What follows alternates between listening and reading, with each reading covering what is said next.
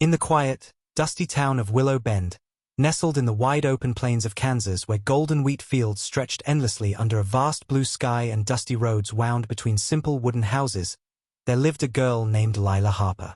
Lila was 10 years old, with warm brown eyes that held quiet dreams, sun-kissed skin from playing outside, and 2 neat braids tied with faded ribbons her mother had sewn from old dresses. Her family lived in a small, weathered house with a leaking roof when it rained and creaky floors that told stories with every step. They didn't have much. Her father worked long hours at the grain mill, her mother took in sewing work from neighbors, and Lila helped tend the small vegetable garden behind the house and cared for their 2 scruffy chickens. Many days, dinner was simple beans and cornbread. New clothes came only when old ones could no longer be patched. Lila's classmates sometimes whispered about her worn shoes or the lunch she brought in a brown paper bag instead of shiny lunchboxes. But Lila never complained out loud. Inside, though, she often felt a heavy ache. She would watch other children ride new bicycles or open colorful presents on birthdays and wonder why her family had so little while others had so much. If only we had money, she would think as she fell asleep, then we would be truly happy and rich. Lila's grandmother, who lived with them in the tiny back room, was a gentle woman with wrinkled hands and eyes full of quiet wisdom. She would sit on the porch in the evenings, rocking slowly as fireflies danced in the warm Kansas air, and tell Lila stories. "Child," she would say softly, "money can buy bread, but it cannot bake the love that fills the house when we share it. True wealth is not what you hold in your hands, it is what you carry in your heart." Lila listened politely but didn't fully believe it yet. Poverty felt like a heavy chain around her family's life. When the mill slowed down and her father's hours were cut, the worry lines on her mother's face grew deeper. Lila would lie awake listening to her parents whisper late into the night about bills and whether they could afford new seeds for the garden. The ache inside her grew stronger. She began to dream of one day becoming rich, maybe inventing something or winning a contest, so she could buy her family a big house, fancy clothes, and never worry again. One hot summer afternoon, when the wheat fields shimmered like gold under the blazing sun, a traveling teacher named Miss Eleanor arrived in Willow Bend. She was a kind woman with silver hair pinned neatly and a worn leather satchel full of books and art supplies. The town school was small, so Miss Eleanor offered free summer workshops in the old community hall. Lila's mother encouraged her to go. "It might lift your spirits, sweetheart," she said while packing a small lunch of cornbread and an apple. At the first workshop, Miss Eleanor asked the children to draw or write about what they wanted most in life. Most kids drew big houses, shiny cars, or piles of toys. Lila drew a beautiful new house with a red roof and wrote in careful letters, "I want my family to never be poor again." When Miss Eleanor saw the drawing, she smiled gently and sat beside Lila. "That is a good and loving wish," she said. "But tell me, little one, what makes a person truly rich?" Lila thought for a moment. "Having lots of money so you don't have to worry." Miss Eleanor nodded thoughtfully. "Many people think that. But let me show you something this summer." She handed Lila a small empty notebook. "Every day, I want you to write down or draw one thing that made you feel rich, not with money, but with your heart. At the end of summer, we will see what you discovered." Lila took the notebook home, unsure. That evening, as she helped her mother water the garden, she noticed how the tomatoes were turning bright red and how her mother hummed a soft song while working. Lila wrote in her notebook, "Today the garden gave us fresh tomatoes." Mom smiled while watering. It felt small, but writing it down made the moment feel a little warmer. Day by day, small things began to fill the pages.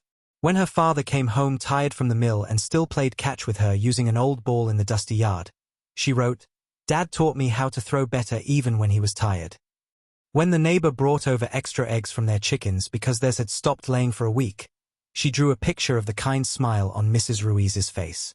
When a sudden thunderstorm cooled the hot summer air and the whole family sat on the porch telling funny stories as rain drummed on the roof, Lila filled a whole page with colorful raindrops and laughing faces.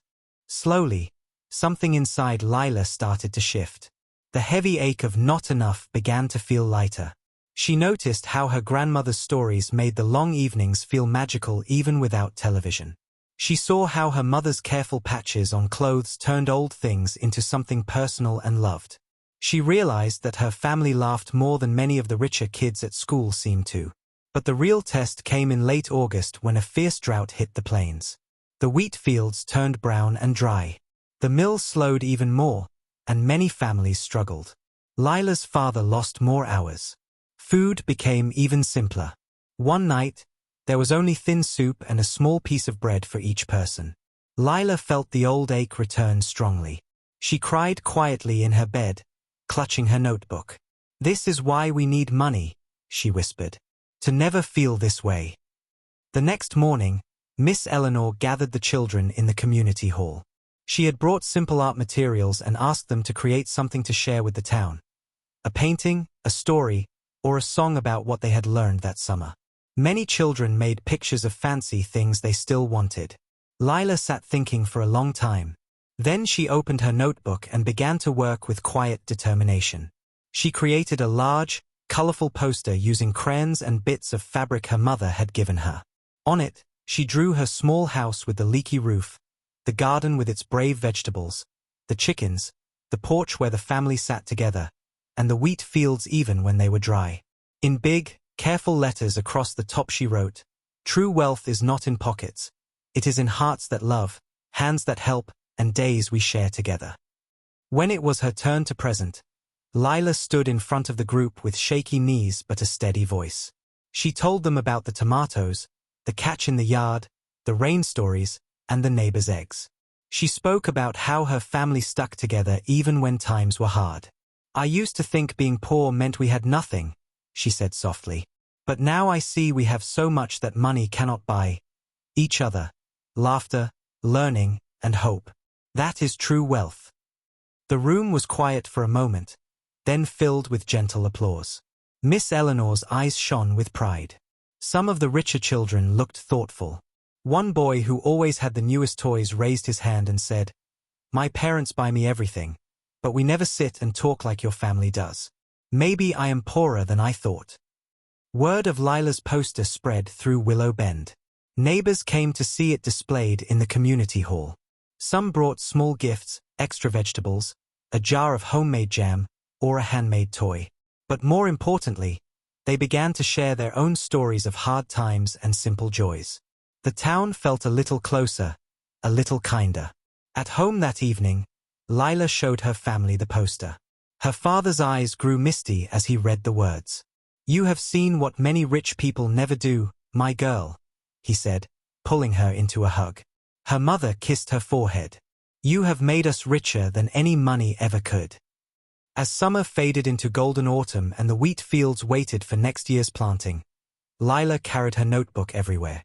She still wished sometimes for easier days and fewer worries, but the heavy ache had transformed into something warmer, a deep appreciation for what her family already had. She helped her father repair the leaking roof with whatever materials they could find. She sang with her mother while sewing patches. She listened to her grandmother's stories with new ears, writing them down so they would never be forgotten.